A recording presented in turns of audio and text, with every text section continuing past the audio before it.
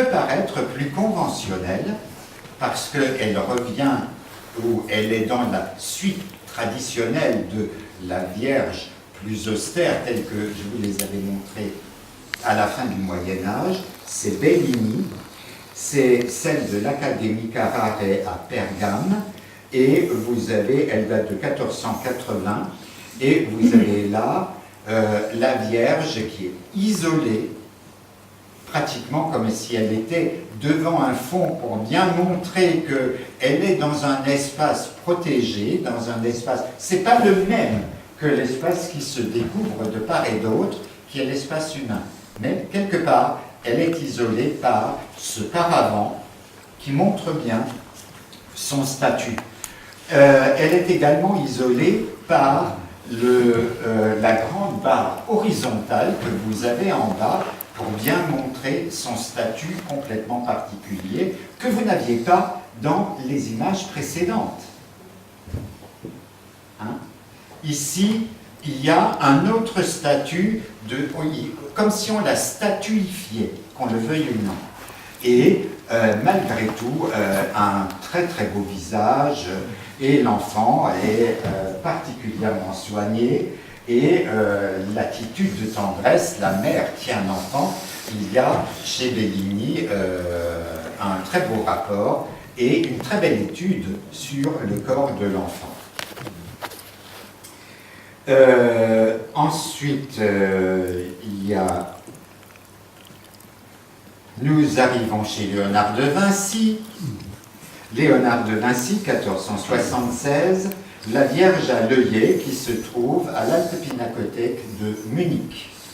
Et vous avez ici, la Vierge est à l'intérieur, mais séparée, comme chez Bellini, de l'extérieur.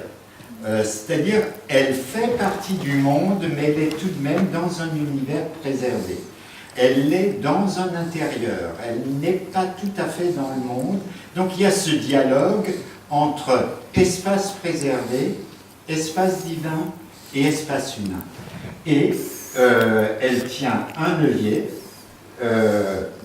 et l'enfant joue avec cet œillet. L'art caractéristique de Vinci, avec le sfumato et le paysage fantastique qui se développe au fond, avec ces perspectives aériennes qui se développent toutes dans des teintes bleutées, et cette Vierge qui est concentrée sur elle-même, qui ne nous regarde pas, elle est concentrée sur elle-même, et où nous assistons tout simplement à cette scène. Vous avez une autre Vierge de Vinci, c'est la Madone Benoît, qui se trouve au musée de l'Ermitage à Saint-Pétersbourg. Elle date de 1478 et vous avez exactement le même principe que ce que nous avions auparavant, mais en un peu plus simplifié. Elle est à l'intérieur, une fenêtre qui s'ouvre sur le monde de la réalité et du réel, pour bien montrer qu'elle participe à cet univers, mais qu'elle en est plus ou moins protégée, je n'ose pas dire exclue. Un très beau rapport entre la Vierge, qui est ici souris, et l'enfant qui est complètement absorbé dans son jeu et l'étonnante jeunesse. Et vous remarquez que la Vierge, heureusement qu'il y a les nymphes ou les auréoles, autrement nous sommes dans un univers qui est un univers de mère et enfant. Ensuite, on revient à la sculpture, quelque chose de plus hiératique, de plus symbolique aussi.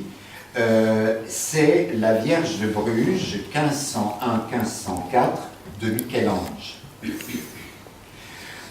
Vous avez cette Vierge qui est un chef-d'œuvre de beauté et qui rappelle très clairement la statuaire antique de la Grèce, tout d'abord l'utilisation du marbre blanc, et d'autre part, regardez la complexité des plis, la somptuosité des plis qui rappelle la beauté des plis statuaires grecs de Phidias. Et vous avez cet enfant qui, alors, la Vierge, elle est complètement détachée par rapport à l'enfant. L'enfant est debout, il est devant. Il y a un rapport assez étonnant et l'enfant est presque un peu boudeur. Il fait une petite moue qui est assez surprenante. Donc ce n'est pas un enfant joueur, un peu plus compliqué, plus complexe. La Vierge, en revanche, c'est une absence totale, une sérénité qui est la sérénité de Notre-Dame. La sérénité que vous trouvez aussi chez Michel-Ange, un peu plus tôt dans sa fameuse Pietà que vous avez à Rome, à Saint-Pierre, où la Vierge est très jeune et elle a sur ses genoux son fils mort, mais il n'y a pas de souffrance, pas de douleur, pas d'extériorisation de quelque chose. Donc nous sommes là dans un univers de l'Antiquité et de l'idéal, avec des sentiments qui sont des sentiments cachés, je dirais, d'une certaine manière. Ensuite, je voudrais vous montrer la petite Madone Cooper, 1505, de Raphaël, et qui se trouve à la National Gallery à Washington. Elle est aussi appelée parfois Madone à la robe rouge. Si on l'appelle parfois Madone à la robe rouge, c'est qu'on oublie que la plupart des Madones de Raphaël ont une robe rouge. Donc, il vaut mieux l'appeler la petite Madone Cooper, comme ça on la connaît davantage. Regardez toujours ici la différence. Voyez, là, elle est assise dans la nature et elle est toute seule. Et il y a une auréole extrêmement discrète autour de la tête de l'enfant et autour de la Vierge. C'est vraiment ramener, privilégier le côté, d'abord, il est né de quelqu'un, d'une femme. Il est humain et c'est le débat peut-être aussi théologique, vous savez, l'enfant né de Dieu, fils de Dieu, à partir de quand, comment, etc. Quelle est la part humaine dans ces débats théologiques extrêmement importants? Évidemment, se sont traduits plus ou moins dans l'expression artistique. Parmi les thèmes développés depuis la fin du Moyen-Âge, on trouve un autre thème que je voudrais vous montrer. Alors, ce n'est pas une très bonne image, mais je voulais vous montrer une peinture espagnole. C'est les Vierges allaitantes. Les Vierges allaitantes, on les trouve depuis les Vierges gothiques. Des Vierges qui donnent le sein à l'enfant. Et c'est un thème qui a perduré jusque l'époque baroque. Et ici, vous avez une Vierge qui a été faite par Zurbarán, artiste espagnol du XVIIe siècle. Et c'est une, si je n'ai pas pu avoir une image meilleure, c'est malheureusement parce que la Vierge, l'œuvre, est dans une collection particulière, donc les images sont extrêmement rares. Mais, vous voyez aussi, ça accentue encore davantage le caractère humain. C'est un enfant, comme tous les enfants, qui boit ou qui mange au sein de la mère. Donc, ensuite, vous avez des vierges à l'enfant qui peuvent être des scènes allégoriques. Par exemple, ici, vous avez comme scène allégorique, c'est lorsque vous avez Saint Jean-Baptiste qui est avec la Sainte Famille. C'est pour montrer à la fois le rapport familial entre Jean et Christ, pour montrer également le précurseur et celui qui fait l'annonce et celui qui clôt le premier livre, c'est-à-dire l'Ancien Testament, et celui qui ouvre la Nouvelle Alliance. C'est pour montrer cette filiation extrêmement étroite entre Jean et Jésus. Et donc ici, c'est la Madone del Prato, qui se trouve au Kunsthistorisches Museum de Vienne. Et donc, vous voyez, là, à la fois cette allégorie entre le passage de l'un à l'autre, ou de celui qui ouvre la porte à l'autre, et en même temps, nous sommes dans un univers complètement humain, dans un paysage italien, et la Vierge avec une composition triangulaire qui n'est pas sans évoquer la stabilité du triangle et la notion du triangle de 3, le chiffre 3, qui est très important dans les religions chrétiennes, le chiffre 3. Ensuite, vous avez une autre œuvre de Raphaël. Et on a souvent reproché à Raphaël son côté un peu mièvre dans les Vierges. J'étais d'accord avec ce genre d'analyse quand j'avais 20 ans et quand je ne comprenais rien à l'art de Raphaël. Maintenant que j'ai beaucoup plus que 3 fois 20 ans, je trouve que les Vierges de Raphaël sont d'une infinie beauté et vont beaucoup plus loin que cette espèce de beauté de façade que l'on a voulu trop facilement trouver dans l'art de Raphaël. Raphaël, c'est pas uniquement savoir aller chercher en profondeur ce qu'il veut. Vous avez ici une très très belle allégorie, la Vierge évidemment instruite avec le livre, et vous avez le Jean et Jésus. Je vous avais déjà dit auparavant quel était le rapport symbolique entre les deux. Pourquoi un chardonneret? Pourquoi un chardonneret? Pour une raison relativement simple. Le chardonneret se nourrit presque exclusivement de chardon. Le chardon renvoie directement à la couronne d'épines. Le chardon, ça pique. Et le chardonneret a la tête rouge. Et la tête rouge, c'est le symbole du sang versé lors de la croix. Le chardonneret accompagné le Christ. C'est pour ça aussi que sur certains Christ en croix, vous avez un chardonneret qui accompagne le Christ en croix. Donc le chardonneret est l'oiseau qui symbolise la passion du Christ.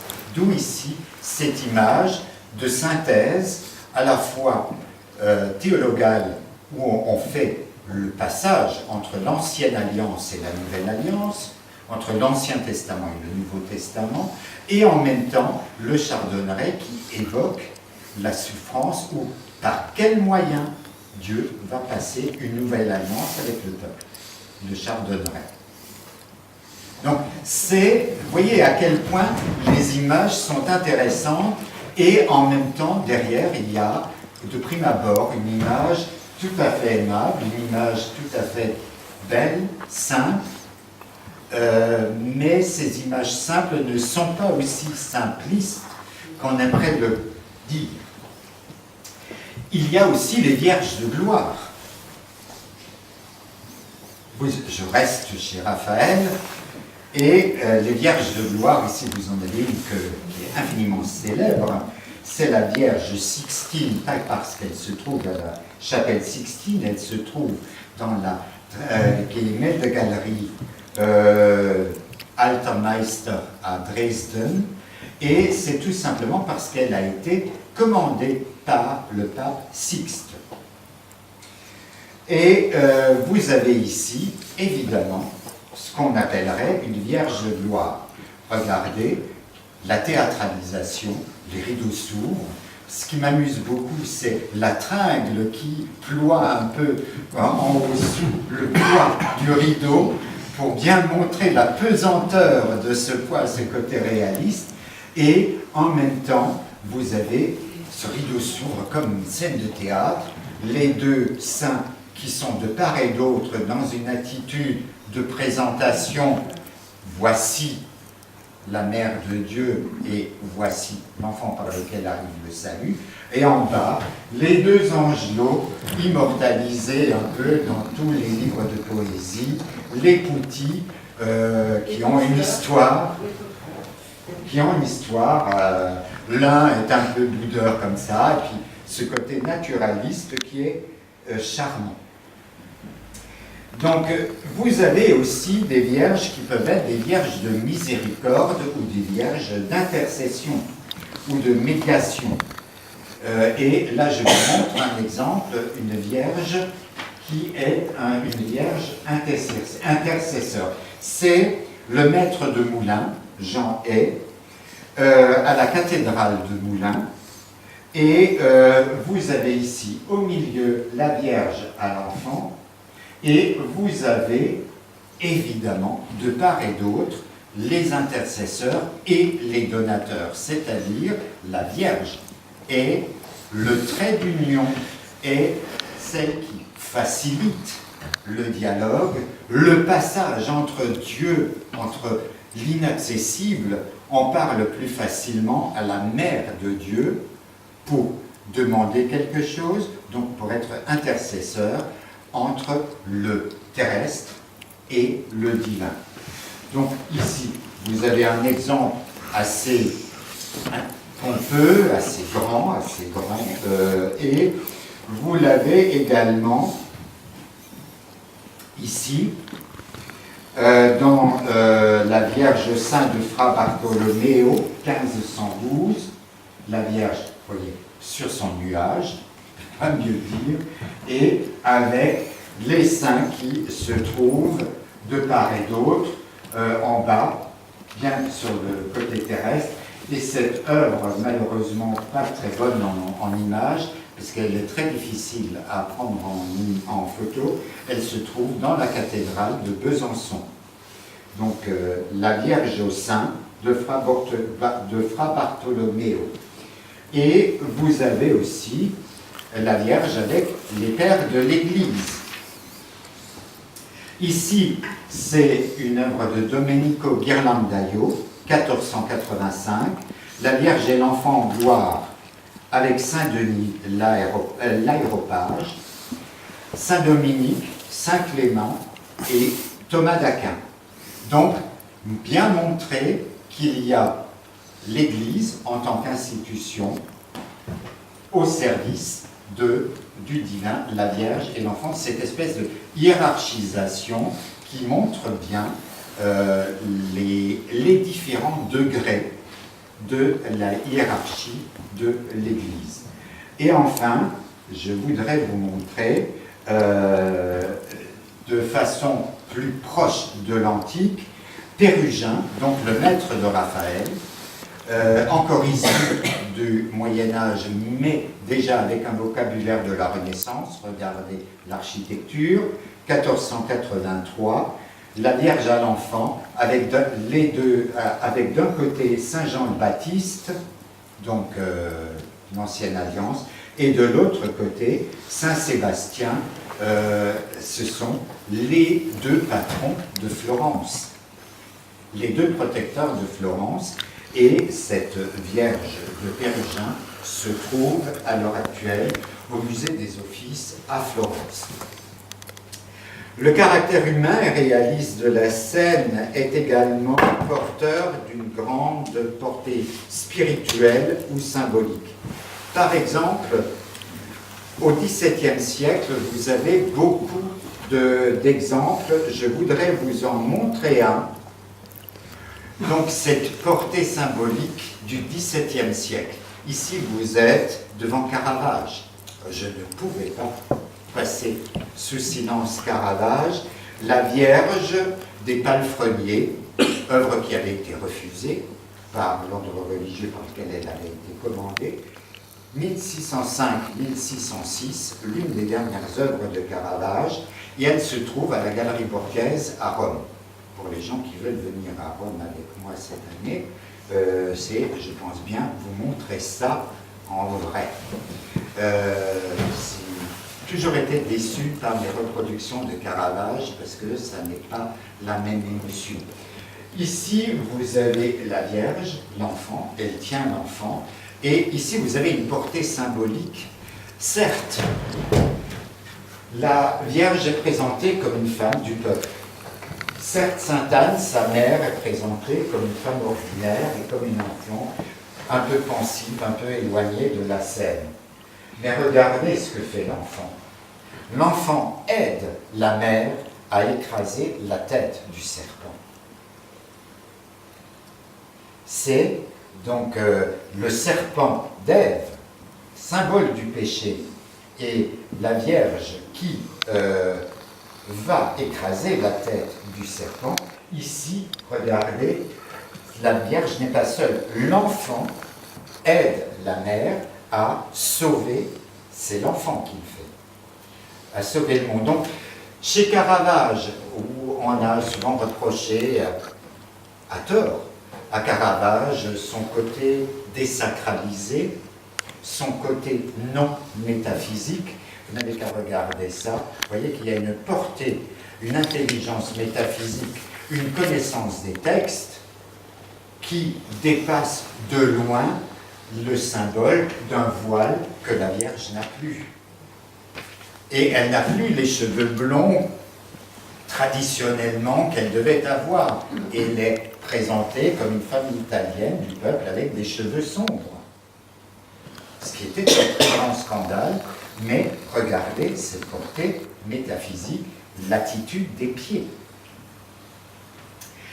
Ce côté de, je ne vous ai pas apporté d'image, puisque vous l'avez vu en vrai à Vic-sur-Seille l'année dernière, le nouveau-né de Rennes, de Georges de la Tour, où vous avez exactement cette même chose, une femme simple, qui nous dit avec certitude que le nouveau-né de Rennes, de Georges de la Tour, c'est la Vierge et l'enfant. Il n'y a aucune symbolique qui nous permette de l'affirmer, en dehors d'un je ne sais quoi qui se dégage de la scène et qui la place au-delà d'un monde réel. Peut-être l'attitude de la mère chez Georges de la Tour, où elle est complètement absente, comme si elle était dépassée par ce qui vient de lui arriver. L'enfant est présenté devant elle, elle ne le touche pas. Donc, il y a, dans ces vierges à l'enfant, vous voyez qu'il y a une complexité et une multiplicité de regards sur ces vierges à l'enfant. Alors, cette dimension spirituelle se trouve au XVIIIe siècle et se retrouve aussi au XIXe siècle. Je passe rapidement sur le XVIIIe pour m'attarder un peu au XIXe. Parce que à partir du XVIIe siècle, au XVIIIe et au XIXe, les codes qu'on utilise dans l'illustration religieuse sont très souvent les codes qu'on a déjà exploités lors de la Renaissance, qui ont été exploités lors du XVIIe siècle par les grands artistes du baroque ou du classicisme de la fin du XVIIe ou du début du XVIIIe siècle. C'est-à-dire qu'il n'y a pas de renouvellement du code et pas de nouvelles recherches, comme vous avez vu ici, la variété des interprétations que l'on peut donner ou la variété des thèmes. Alors, vous avez ici l'un des artistes les plus représentatifs du XIXe, qui a beaucoup fait de peinture religieuse, c'est Bouguereau. Bouguereau, après le désastre de Sedan, on ne pouvait que présenter autre chose. Sedan, et après, il y a eu aussi la Commune de Paris. N'oubliez pas ça. Donc il y a un nouveau thème qui va voir le jour dans ces vierges. C'est la repentance. Et ici, vous avez Bouguereau a présenté très clairement une Vierge de la repentance, que je n'ai pas prise ici, et ici c'est l'année d'après, en 1889, il présente la Vierge au lys. mais tout d'abord elle est habillée de sombre. Elle revient à un code presque pré-raphaélite, c'est-à-dire elle présente l'enfant, alors que les Vierges de la Renaissance, le rapport est un rapport humain. Ici, elle le présente, et l'enfant a un symbole déjà à la fois de bénédiction, mais aussi les bras en croix. Ensuite, au XIXe siècle, vous avez un retour à quelque chose de plus humain, plus symbolique, parce que le symbolisme, c'est quelque chose que le 19e connaît et aime. Et ici, vous êtes chez John Everett Millet et l'Alma Mater. C'est une vierge pauvre. Elle est habillée de blanc. Est-ce que c'est les références au 19e siècle, la Vierge habillée de blanc, qui se concrétise de façon ô combien dans la Vierge Lourde et la Vierge Fatima. Donc la Vierge n'est pas habillée de bleu et de rouge, elle est en blanc. Et ici, elle est assise devant une porte close et elle est... c'est un peu comme une paysanne ordinaire. C'est un très joli tableau. Et les artistes du 19e et du 20e cherchent en fait à concilier les recherches formelles et la quête de sens et le spirituel. Ils essaient de donner à leur recherche, parce que la photographie commence à exister, donc on doit se situer un peu autrement par rapport à l'image. Et donc les artistes, et dans le thème de la Vierge à l'enfant, nous nous trouvons exactement dans les mêmes types de problèmes. Et je voudrais vous montrer ici une chose, cette puissance de la tradition, et cette puissance de la tradition qui est un peu phagocytée, tuée par l'absence de créativité où la tradition freine tout progrès à la fois sur le plan de l'image, de l'imaginaire et de l'invention. Et ici, c'est un monastère baroque que vous ne connaissez pas, c'est Olimbieu, qui se trouve en Slovénie. Et vous avez en petite image la Vierge, qui est la Vierge de Olimbieu, qui se trouve, c'est la Vierge du pèlerinage, c'est ce qui se trouve dans la petite vitrine, et vous remarquez cette espèce de pauvreté de représentation. Elle ressemble pratiquement à une poupée Barbie avec un enfant. Donc il y a une déperdition. Pensez à Caravage, pensez même à Raphaël, pensez à tout ça, et vous avez là quelque chose qui est une déperdition du sens où on va. Peut-être aussi, est-ce que c'est vers une infantilisation de la représentation de l'image religieuse. Il faut que ça plaise aux enfants. Ça peut aussi être ça. Heureusement, il n'y a pas que ça. Il y a ici une Vierge qui se trouve dans une rue.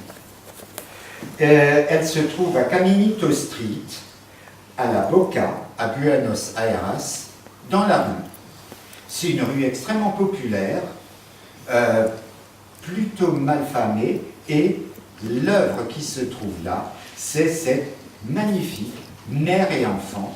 Et vous voyez que aussi le 20e confond, quand vous regardez ça, tout donne à voir que c'est la Vierge et l'enfant. Le vêtement, la tradition, etc. Et sur le cartel, c'est mère et enfant.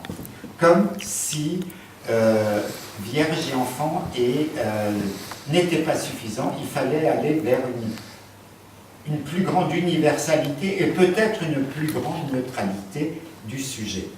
XXe siècle, aussi très souvent, entre les deux concepts, Vierge et enfant, mère et enfant. Ce qui est intéressant ici, c'est que ça se trouve vraiment